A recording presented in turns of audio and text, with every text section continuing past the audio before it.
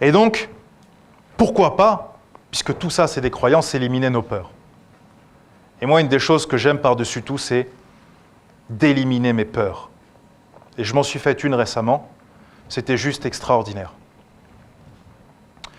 Moi, il faut que je vous dise qu'avant, j'avais peur de l'eau. Alors, pas n'importe quelle eau, j'ai pas peur de l'eau de ma douche. Moi, j'ai peur quand je vais dans la mer et que je ne vois pas ce qu'il y a en dessous de moi. Quand je ne vois plus là j'ai peur. Mais j'ai peur, je suis paralysé. Et un jour, je me suis dit, j'étais sur un bateau, et je me suis dit, mais est-ce que c'est la vérité ou est-ce que c'est une croyance? Je me suis dit, en fait, c'est une croyance. Les autres, ils nagent, ils sont heureux. Je me suis dit, moi, il y a un requin et tout. Tu vois. Le mec du bateau, il m'a dit, il n'y a pas de requin dans cette mer, ça n'existe pas. Et les poissons qui mangent, non, il m'a dit, 40 ans que je suis là, j'ai jamais vu un poisson qui mange quelqu'un. Donc j'ai dit, c'est une croyance.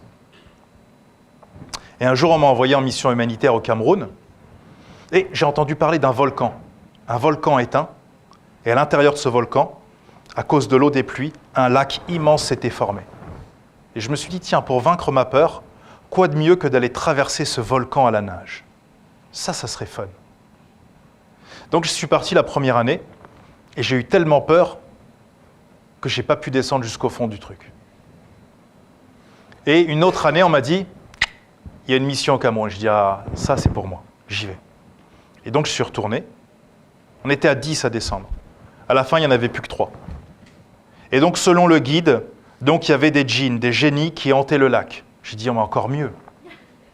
C'est là que ça devient intéressant. S'il n'y avait pas de génie, je veux dire, ça serait, on s'ennuierait, quoi. Et donc, on a traversé le cratère du volcan, qui fait plus d'1 kilomètre de long en large, à la nage, et on est revenu. Et aujourd'hui, je peux nager dans la mer en pleine nuit. Là, j'ai été à la mer récemment. En pleine nuit, je nage.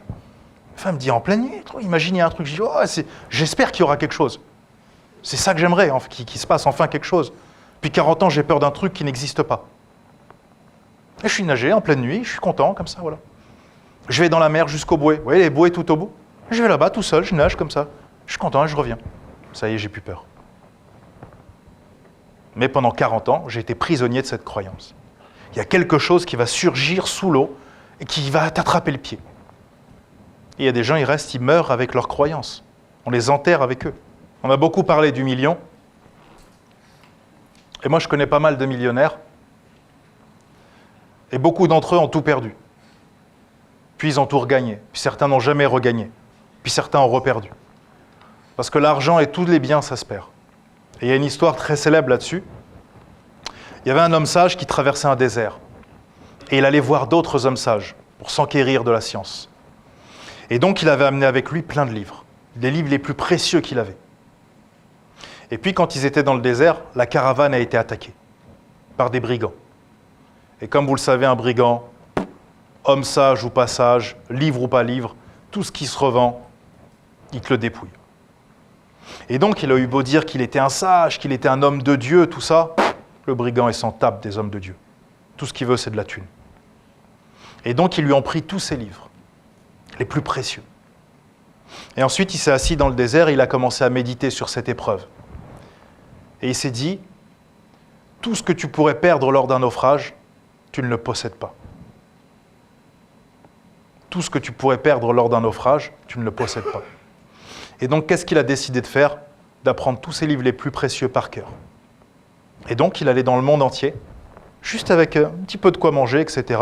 Un petit frappuccino caramel, vite fait, une barre de céréales, une bouteille d'évian, et tout son savoir était dans sa tête. Donc c'est bien de vouloir devenir riche, etc. Mais si tu n'as rien dans la cabessa, si tu n'as rien dans la tête, tu ne vas pas aller très très loin. Et il ne s'agit pas de niveau scolaire, de diplôme, etc. Moi j'ai un ami qui est millionnaire. Il est multimillionnaire. Ouais. Il a 40 ans, il a appris à lire et à écrire il y a 2 ans seulement. Il ne savait pas lire, pas écrire. Ben, ça ne l'a pas empêché de gagner des millions. Et quand il est venu se former chez moi, je lui ai dit, mais comment tu as fait, en fait? Tu as des sociétés partout, en fait. Comment tu fais pour être millionnaire? Il me dit, je n'avais pas besoin, en fait, de savoir lire et écrire. J'ai toujours payé des gens, en fait, pour lire et écrire à ma place. Et je dis, mais à la banque? Il dit, non, j'avais une fausse signature. J'ai fait un truc comme ça, un faux truc, une fois, après je dis, ah, c'est pas mal. Voilà, c'est ma signature. mais c'est quelqu'un qui a une grande richesse intérieure, qui a une grande expérience de vie, qu'il a réussi à recycler en quelque chose de positif. Donc vouloir de la thune, vouloir des gamos, vouloir des iPhone X ou je ne sais pas quoi, c'est bien. Mais s'il n'y a rien derrière, tu ne vas pas aller très très loin. Donc voilà pour ma présentation. Avez-vous des questions ou pas? Si vous n'en avez pas, ça m'arrange, je vais me reposer plus vite. Mais si vous en avez, ce sera avec un grand plaisir. Toi qui m'écoutes, attention. Surtout, ne passe pas à l'action après cette vidéo. Non, surtout reste dans l'ombre et continue de priver le monde de ta lumière.